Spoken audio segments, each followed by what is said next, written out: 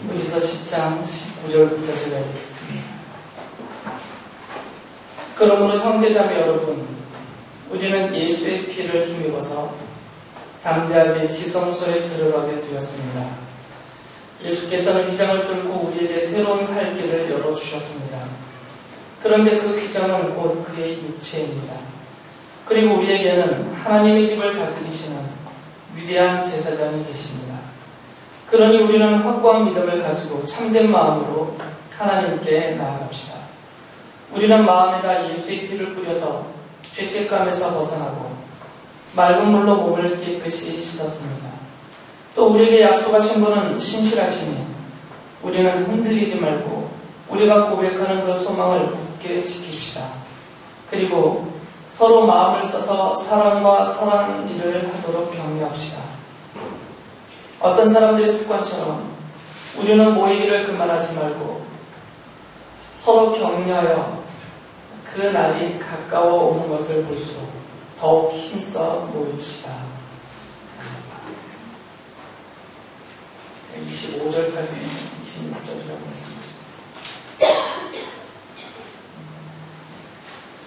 지난 2주 동안 히브리서에 대해서 제가 말씀을 드리면서 히브리서는 크게 두 개의 눈이 필요하다라고 말씀을 드렸죠. 하나는 히브리서 저자가 하나님의 아들이 누구신지를 말해주고 있기 때문에 하나님의 아들이 누구신지를 보는 눈이 필요하고요. 두 번째는 하나님께서 하나님의 아들을 통하여서 우리에게 계시하신 말씀이 무엇인가를 보는 눈이 필요하다라고 말씀을 드렸어요. 그래서 먼저 하나님의 아들이 누구신가를 말씀을 드리는데, 첫째로는 창조주이신 하나님의 아들이 하나님께로부터 이제 세상의 모든 만물을 다스리시는, 통치하시는 모든 권한을 예수께서 다 받으셔서 이제 예수님께서 그 모든 것을 다 다스리고 계신다. 그런 의미에서 하나님의 아들은 만물의 상속자다라고 말씀을 드렸고요. 그렇기 때문에 만물의 소유자이시며 통치자이신 하나님의 아들 예수 그리스도께서 만물을 또 보존하시는데, 그 보존이라는 것은 창고에다가 곱게 간직해두고 안전하게 지키는 의미로서의 보존이 아니라 죄로 인하여서 손상되고 파괴되고 그래서 영원한 지옥 형벌까지 떨어져야만 되는 그런 절망적인 상황에 있는 죄인들을 다시 말씀으로 회복시켜서 이제 온전한 하나님의 자녀가 되게 만드시고, 그 하나님의 자녀로서 성도들이 하나님이 주시는 영원한 천국의 안식에 들어갈 때까지 그들을 안전하게 지켜주시고, 결코 그 길에서 탈락되거나 잃어버리거나 취소됨이 없이 주께서 붙드셔서 이끄셔서 들어가게 해주신다. 그런 의미로서 만물의 보존자시다라고 말씀을 드렸고요.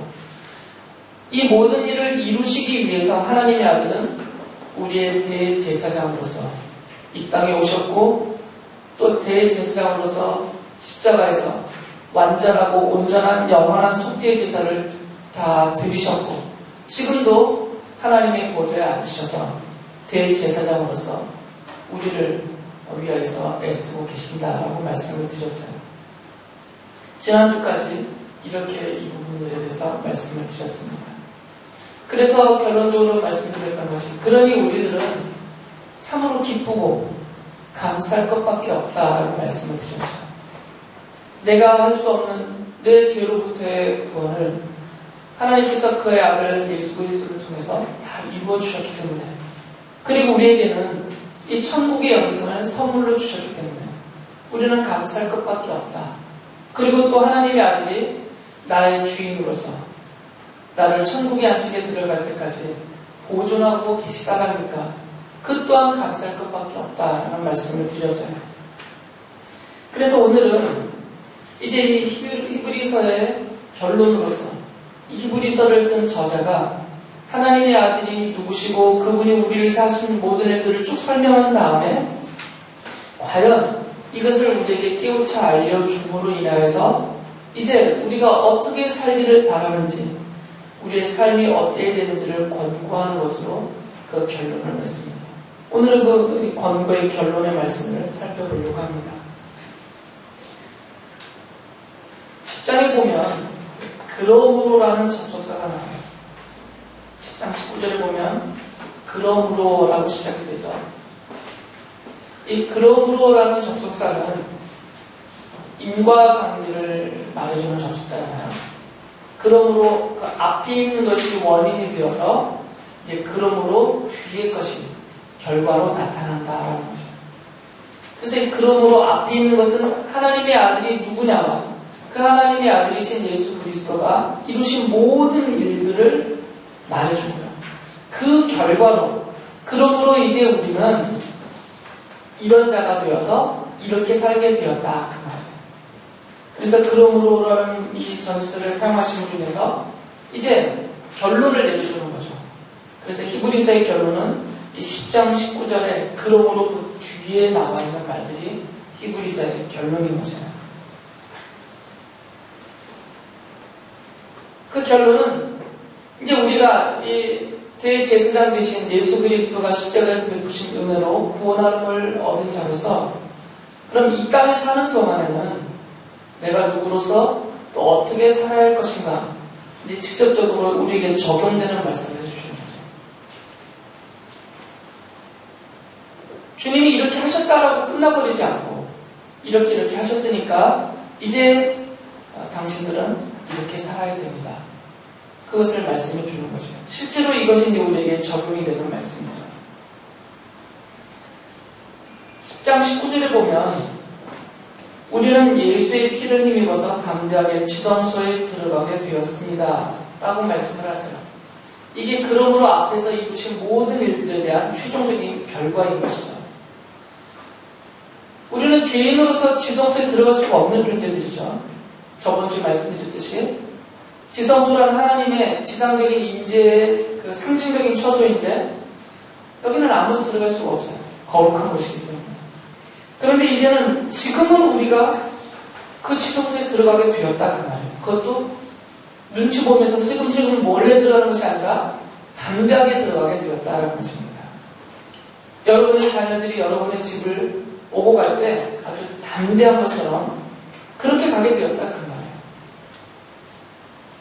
자기가 돈 주고 산 집도 아니고 자기가 내는 집들도 아니고 자기가 뭐 집안에 꾸려놓은 거 하나도 보탠 것이 없는데 우리 자녀들은 너무나 당당하게 모든 것이 내 것이냐 아무 거리낌 없이 집에 들어가도 내가 과연 될까 막 이렇게 눈치 보는 것도 없이 그냥 당당하게 문을 박차고 열고 들어온단 말이죠. 그런 담대함이 우리에게 허락이 됐다는 것입니다. 이제 내가 하나님 앞에 그냥 막연하게 하는 일이 아닙니다.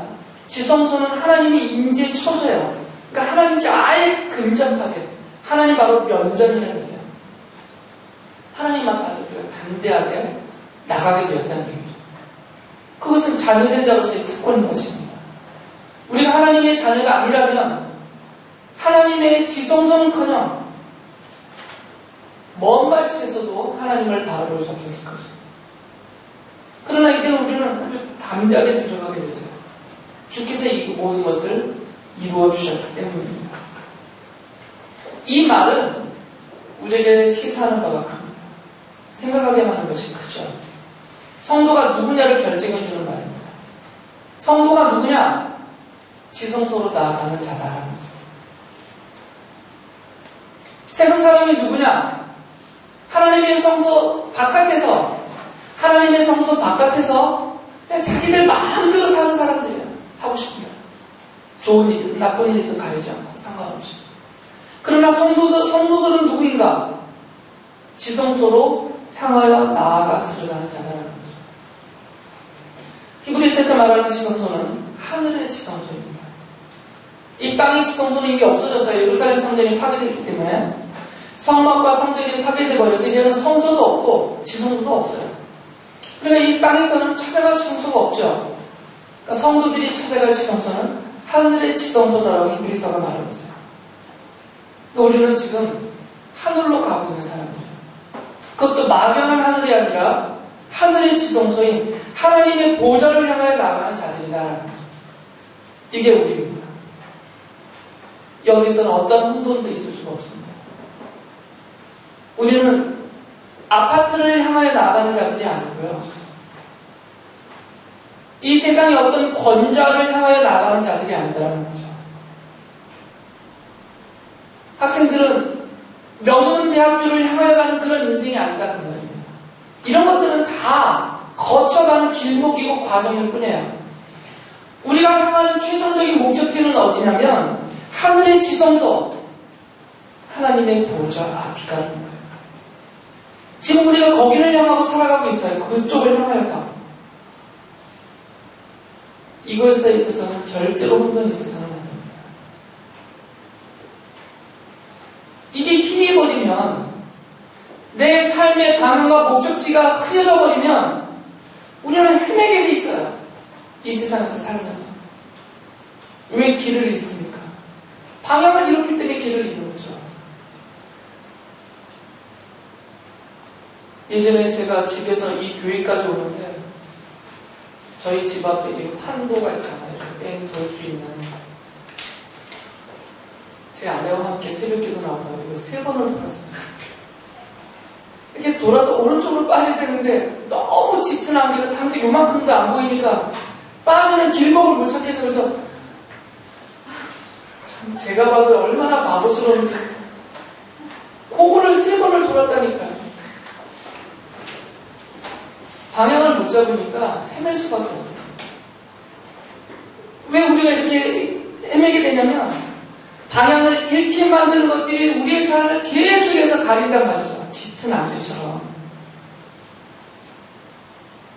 돈 문제가, 사람과의 관계가, 육체의 질병이, 회사의 문제가, 학교에서 친구들이 이런 문제들이 그 뒤에서는 사탄이 계속 일으키는 먼지와 같아서 이것들이 계속 우리 앞을 가려요. 하늘의 지성소를 향하여 방향을 잡아놓지 않으면 우리는 한 발짝도 제대로 나가기가 어렵게 돼 있다는 거죠. 보신 분들은 아시겠지만 바다에 세워져 있는 그 등대의 불빛은요, 아무리 짙은 안개 속에서도 반짝입니다. 그 등대에서 불을 밝히고 있는 그 전구와 아래에 있는 이 밝기가, 조도가 엄청나요. 그래서 아무리 짙은 안개가 껴도 그 등대 불빛만큼은 멀리서 볼 수가 있게 이렇게 강하게 비춰주고 있어요. 하늘의 지성소는 우리들을 향해서 이런 강한 빛을 비춰주고 있습니다. 방향을 잡아주고 있어요. 그러니까 거기만 보면 아무리 세상에 짙은 안개가, 사탄이 일으키는 그 짙은 안개가 우리 앞을 가로막힌다고 가로막고 있다 해도 그 불빛은 선명하게 우리에게 보여서 방향을 잃지 않게 한다는 것이죠. 성도로서 우리는 이것부터 알고 있어야 됩니다. 나는 누구인가?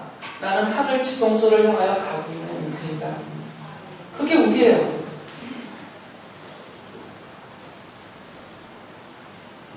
이렇게 생각하시는 분들이 가끔 있습니다. 천국은 어떤 곳인가? 내가 지금 이 땅에 살다가 죽으면 들어가서 그 다음에 삶을 사는 이 세상을 벗어난 다른 처소처럼 좀 장소적인 개념으로 많이 생각을 해요. 지금은 내가 이 땅에서 살고 죽으면 저곳에서 살고 이렇게 장소가 바뀌는 것처럼 장소적인 이동 개념으로 천국에 들어가는 생각을 하시는 분들이 있단 말이죠. 이것은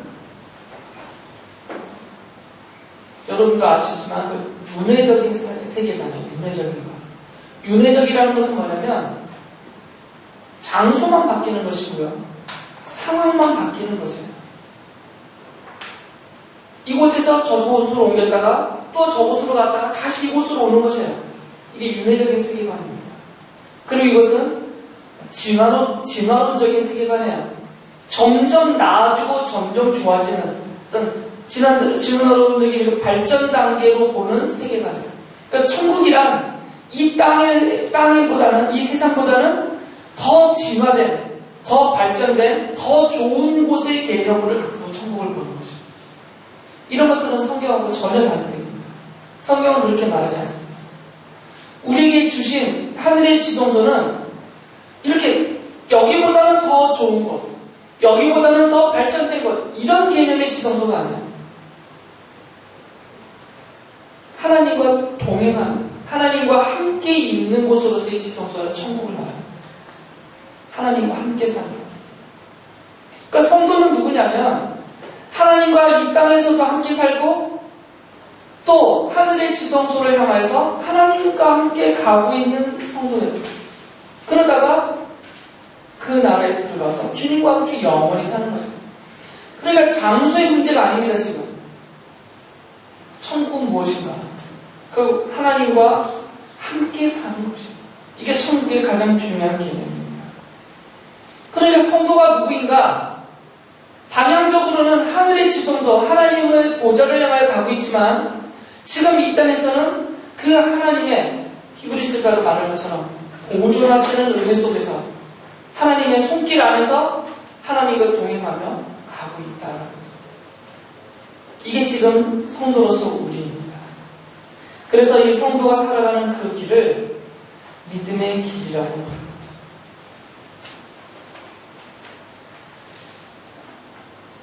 인생길이 다 똑같아 보이지만 성도가 가고 있는 인생길과 믿음이 없는 분들이 가는 인생길은 근본적으로 다릅니다. 비슷해 보이지만 전혀 다른 길이에요. 첫째는 성도들은 이 길을 혼자 가지 않습니다.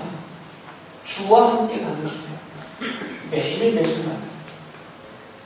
그러나 아무리 쌩쌩 잘 달려가는 것 같아 보이지만 믿음이 없는 분들의 인생길이라는 것은 자기 혼자 가는 거죠. 그래서 시인들과 철학자들은 공통적으로 얘기합니다. 인생길에 고독함에 대해서. 혼자 가니까. 그러다 보니까 그 길이 번성하고 번창해도 고독한 것이에요. 괴로움과 궁핍함과 가난 때문에만 고독한 것이 아니라 부하고 어떤 높은 자리를 차지하고 있고 막 번창하고 있으면서도 항상 고독하다라고 말해요. 철학자들이 이렇게 말하고 시인들이 이렇게 노래하고 우리 스스로 그렇게 느끼고 그렇게 고백하는 것이 홀로 가는 인생길이란 말이죠. 그러나 성도들의 인생길은 질적으로 완전히 다릅니다. 나 홀로 갈 수도 없고 내가 가고 싶어도 갈 수도 없는 하늘의 지성소를 향하는 길이기 때문에 이 길은 내가 홀로 가고 싶어도 갈 수도 없는 길이에요. 주님과 동행해야만 가는 길이죠. 그리고 주님의 약속대로 우리와 동행하고 계시고 우리의 보존자로서 이 히브리서에 내고 있다. 이것이 믿음의 길입니다. 지금 여러분이 살아가고 있는 인생이라는 것이 이 믿음의 길인 거죠. 이 믿음의 길을 지금 한 발짝 한 발짝 하늘의 지성소를 향하여서 나아가고 있는 거죠. 그래서 히브리서는 물론 몇 군데 다른 성경에서도 인용할 말을 했지만 성도들은 누구냐? 믿음으로 사는 자다. 이것을 강조하고 있습니다. 그래서 우리는 믿음으로 믿음의 길을 가고 있는 거죠. 그런데 이 믿음의 길이라는 것이 너무나 막연해 보이지 않아요. 눈에 보이는 것이 없으니까.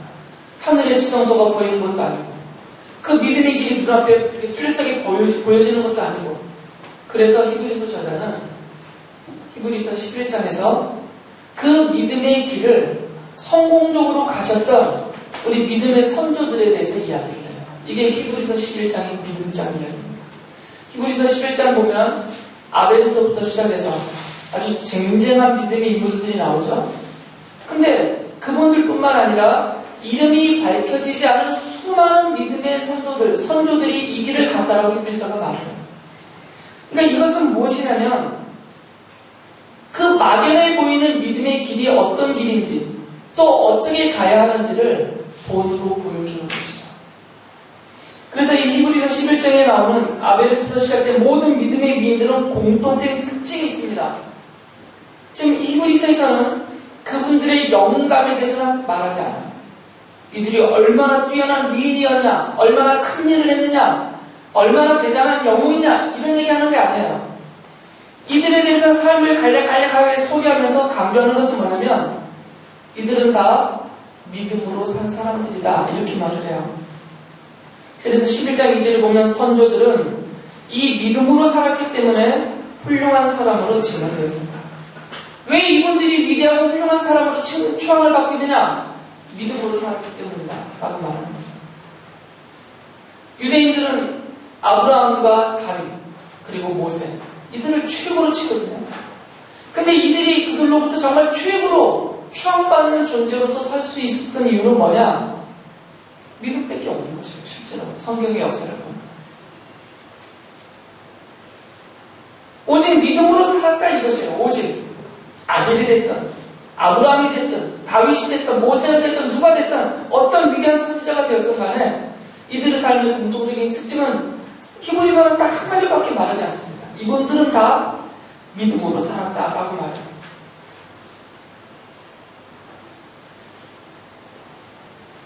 간혹가다 이런 분들이 또 있어서 안타까운데 이 믿음이라는 것을 수단의 개념으로 생각하시는 분들이 또 있어요. 믿음이란 무엇인가? 내가 이 땅에서 살 때 좀 더 내 삶이 윤택하고 좀 더 내 삶이 행복하고 더 즐겁고 평안하기 위한 수단의 개념으로 믿음을 쓰는 그렇게 생각하고 쓰는 분들이 있다는 거죠. 내가 믿으면 이 믿음을 통하여서 하나님이 내게 복을 주시고 은혜를 베푸셔서 내가 이 땅에 사는 동안에는 더 잘 살 수 있을 것이다 라고 생각하는 것이 이 수단적인 개념으로서의 믿음이에요. 그래서 이 히브리서 저자가 이 믿음의 위인들을 열거하면서 그 믿음의 참 모습 두 가지를 보여줍니다. 먼저는 무엇을 보여주냐면 좀 전에 말씀드린 것처럼 마치 믿음이 수단처럼 되어서 믿음이 있는 사람들이 얼마나 영광을 얻었냐를 먼저 얘기를 해요. 히브리서 11장 33절, 34절에 이렇게 말하죠. 그들은 그러니까 믿음으로 산 사람들입니다. 믿음으로 나라들을 정복하고 정의를 실천하고 약속된 것을 받고 사자의 입을 막고 불의 위력을 꺾고 칼날을 피하고 약한 데서 강해지고 전쟁에서 용명을 떨치고 외국군대를 물리쳤습니다. 아주 멋진 삶을 살았죠. 승리의 영광입니다. 이것은. 그러니까 믿었기 때문에 이렇게 살았어요. 실제로 이 성경 인물들이 이렇게 살았단 말이죠. 그런데 두 번째 또 다른 면을 뒤이어서 이렇게 설명을 해요. 35절부터 37절까지 보면 또 어떤 이들은 고문을 당하면서도 더 좋은 부활의 삶을 얻고자 하여 구태여 노연하기를 바라지 않았습니다. 또 어떤 이들은 조롱을 받기도 하고 채찍으로 맞기도 하고 심지어는 결박을 당하기도 하고 감옥에 갇히기까지 하면서 시련을 겪었습니다. 또 그들은 돌로 맞기도 하고 톱질을 당하기도 하고 칼에 맞아 죽기도 하였습니다. 그들은 궁핍을 당하며 고난을 겪으며 학대를 받으면서 양과 염소의 가죽을 입고 떠돌았습니다. 이게 믿음의 양면성이라는 거죠. 믿음은 행복의 수단이 아닌 것이죠. 이 땅에서. 믿음이라는 양면이 동시적인 것이에요. 믿음이 있는 사람에게는 이런 영광과 고난이 동시적으로 그에게 다가올 수밖에 없게 되어 있어요. 여러분이 믿음이 있다면 예외가 안 됩니다. 여러분에게는 영광이 주어질 것이고 동시에 고난도 주어질 것이에요. 우리가 사모하고 정말 본받고 싶어하는 믿음의 위인들이 다 이랬어요. 영광만 누리고 가신 분들이 없습니다. 그들이 영광도 누렸지만 동시에 고난도 당했어요. 아브라함이 그랬잖아요. 모세가 그랬고 다윗이 그랬습니다. 우리는 이분들이 영광만 바라보고 나도 믿으면 저들처럼 영광을 누리겠구나 이렇게 생각하지만 그렇지 않다고요. 이들이 영광을 얻은 반면에 그에 못지않은 고난을 또한 당했단 말이죠. 이것은 믿음의 양면성이에요. 그래서 우리에게 성경은 아이들마저 뻥치지 않습니다. 현혹하지 않는단 말이죠. 믿어라. 그러면 잘 살 것이다. 성경은 그렇게 말하지 않습니다. 오히려 반대로 성경은 내가 원하지 않은 면을 더 많이 강조해요. 히브리서에서는 제가 다 말씀드리지 않았지만 믿음 때문에 고난 당할 수밖에 없다 이 부분을 많이 강조해요. 고난을 당하다 보면 영광은 하나님이 그 뜻에 따라서 우리에게 주시더라 이거죠. 처음부터 우리에게 이 땅에서 영광을 얻게 하기 위해서 믿음을 주신 것이 아니라 하나님이 본래 우리에게 믿음을 주실 때는 하늘의 지성소를 향하여 오라고 주신 것이기 때문에 그 하늘의 지성소를 향하여 가는 길은 이 땅에서는 고난의 길이다 이것이에요. 그런데 그 고난의 길을 믿음으로 믿음의 길처럼 가다 보면 하나님이 영광도 주시더라. 이게 히브리서의 이야기입니다. 순서가 뒤집혀 있어요. 우리가 바라는 것과는 다르단 말이죠. 여러분이 교회 나오는 이유가 영광을 얻기 위해서라면 생각을 바꾸셔야 돼요. 여러분이 기도하고 믿음으로 애를 쓰는 수고함이 이 땅에서 잘되고 번성하고 영광을 얻기 위해서라면 이것은 교회 바깥에 있는 사람들이 갖고 있는 그런 생각과 크게 다를 바가 없는 거죠. 성경적인 생각은 아니란 말이죠. 하늘의 지성소를 향하여 가는 길은 땅에서는 그 성격이 고난의 성격을 갖고 있어요. 그러나 그 길이 고되기만 하지 않는 이유는 하나님이 동행하시기 때문에 우리가 홀로 보내버리는 것이 아니라 하나님이 같이 하시기 때문에 영광도 승리도 복도 주어진다 그 말. 그 길을 가는 동안 그럴 수밖에 없는 이유가 무엇이냐 11장 38절에서 이렇게 말합니다. 세상은 이런 사람들을 받아들일 만한 곳이 못 되었습니다. 더 쉽게 말하면 이 세상은 믿음으로 사는 사람들이 살만한 곳이 아니다 그 말이에요. 왜 그러냐면 믿음의 백성들은 천국의 백성이잖아요. 하나님의 백성이란 말이죠. 그런데 우리가 살고 있는 이 세상은 하나님의 백성들이 살만한 세상이 아니다 그 말이에요. 하나님의 백성은 거룩한 백성이고 하나님의 백성은 하나님께 속한 하늘의 백성이기 때문에 하나님의 백성들이 살만한 그 삶의 처소, 그 터전은 그 특성이 첫째는 거룩해야 되고요.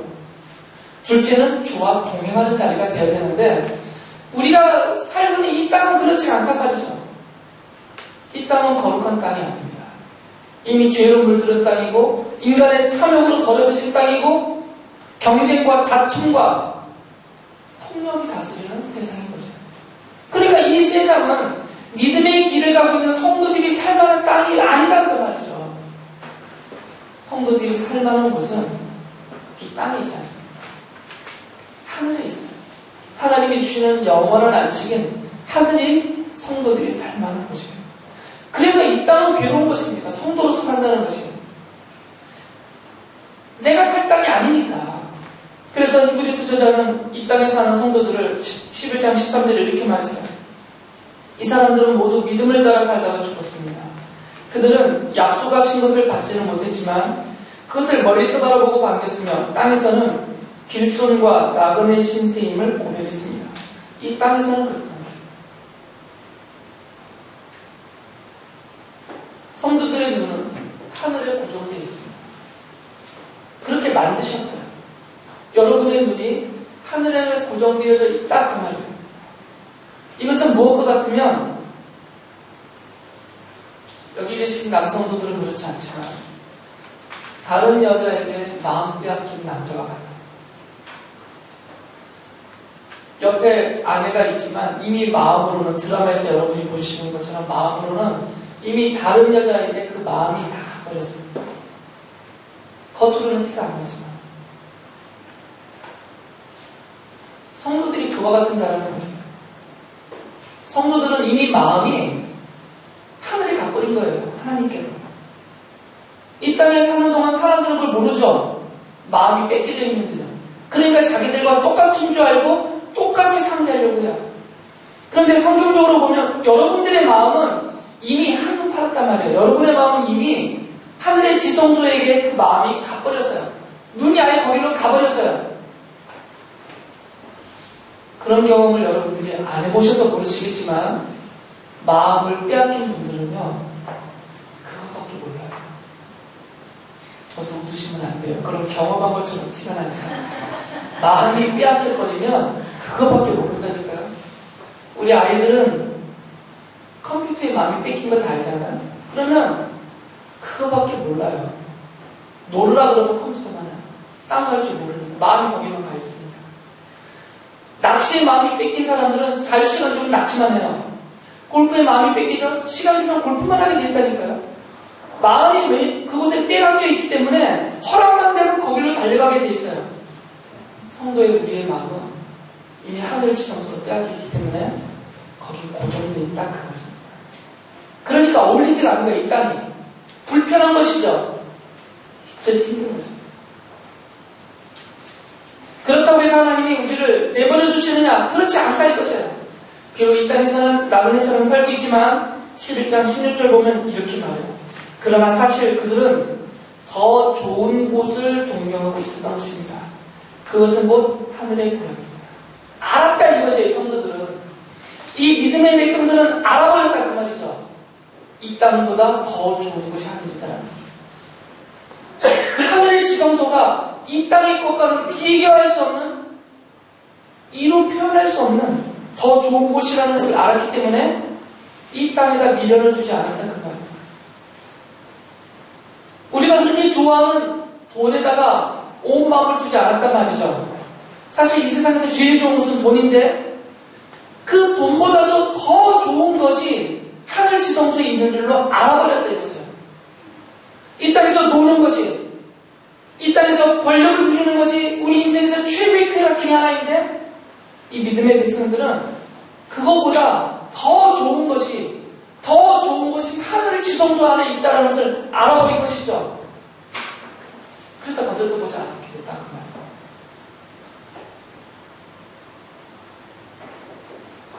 한번 맛을 보게 되면요 그것만 찾게 되어 있어요. 누가 그거보다 맛없는 거 거들떠 보겠습니까? 제가 중국에 처음 와서요 두리안이라는 과일을 보게 됐어요. 한국에서는 몰랐어요. 두리안이라는 과일이 어떤 과일인지도 몰랐는데 처음 와서 두리안이라는 과일을 봤는데 똥 냄새가 나서 못 먹겠는 게 온 방 안에 똥 냄새가 나서 저도 못 먹었어요. 처음에는 가까이도 못 오겠어요. 근데 제 아내는 처음부터 그래 얼마나 잘 먹는지 몰라요. 귀도 좋고. 근데 제가 나중에 그 맛을 알았어요. 너무 맛있어요. 먹어보니까 냄새까지 구수한 거예요. 지금 똥 냄새까지. 돈이 없어서 못 사 먹을 뿐이죠. 돈만 많으면 두리안 사 먹겠어요. 제일 비싸잖아요. 과일도. 얘는 아마 못 먹을 거예요. 지금 똥 냄새 나는. 사과를 먹겠냐 두리안을 먹겠냐 그러면 당연히 두리안 먹죠. 누가 사과가 거절도 보겠어요. 산처럼 싸놓는다고 하더라도 더 좋은 맛을 알아버렸다는 것이 이거죠. 여러분들은 아닌 척하지만 이미 여러분들은 하늘 지성소의 맛을 보신 분들이에요. 죄송하게 얘기지만 이미 하나님을 맛본 분들이란 말이죠. 이 십자가에서 그 맛이 얼마나 강하게 여러분들에게 전달되는지 모릅니다. 우리가 먹은 성찬의 떡과 이 잔은 그 맛을 다시 되새기는 것입니다. 그래서 10장 22절에서 히브리서 저자가 우리에게 이렇게 권고하는 것입니다. 그러니 우리는 확고한 믿음을 가지고 참된 마음으로 하나님께 나아갑시다. 이 흔들지 마시다 그거예요. 또 우리에게 약속하신 분은 신실하시니 우리는 흔들리지 말고 우리가 고백하는 그 소망을 굳게 지킵시다.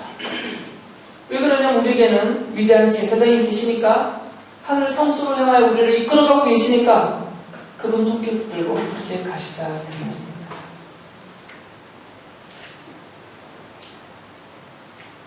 히브리서 저자가 지금 우리에게 해주고 싶은 이야기가 바로 이것입니다. 그러면서 이 땅에 사는 동안 사람들을 대할 때에는 10장 24절에서 이렇게 말했어요. 서로 마음을 써서 사랑과 선한 일을 하도록 격려합시다. 라고 했어요. 나도 그렇게 하고 서로 그렇게 하도록 격려하자는 것입니다. 하늘을 향하여서는 이 믿음의 견고하게 서서 진실된 마음으로 하나님을 향하여 나아가고 가는 길목에서 내 곁에 함께 가고 있는 이 사람들을 향하여서는 힘을 써서 진심으로 사랑하고 그들도 함께 사랑하도록 하면서 가십시다. 이렇게 말을 합니다. 나 혼자 이렇게 하라는 못하겠지만 대지상이신 그리스도께서 지금도 나를 보존하시면서 이렇게 가게 만들어주고 계십니다. 왜 여러분들이 지금 힘겨워하면서 이 땅에 살고 있는지 그 이유를 성경이 말해주었습니다. 그러면 당하는 고난을 억울해하지 마시고 힘들다고 불편하다고 빨리 벗어나겠다고 발버둥 치지 마시고 그냥 그러려니 하시면서 뭐 이게 내 인생이구나 그러려니 하시면서 주님 주시는 날마다 공급해 주시는 은혜를 받으면서 하늘의 지성으로 고정된 방향에 흔들림이 없이 믿음의 경험에 서서 나아가시는 그러다 보면 주께서 여러분에게 영광도 주시고 승리도 주시고 기업도 주시고 복도 주시지 않겠어요? 안 주시면 뭐 말고 근데 당연히 주실 거예요. 우리의 힘겨운 거 아시니까 그렇게 믿음으로 가는 여러분들 되시기 바랍니다. 기도하겠습니다.